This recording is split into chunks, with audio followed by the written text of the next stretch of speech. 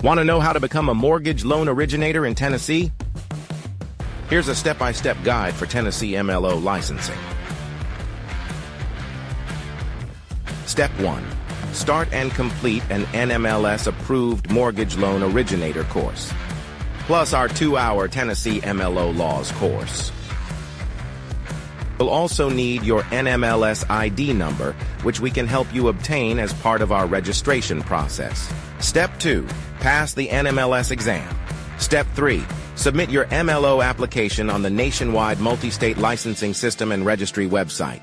Finally, you can start working independently for a mortgage broker or mortgage banker originating residential loans.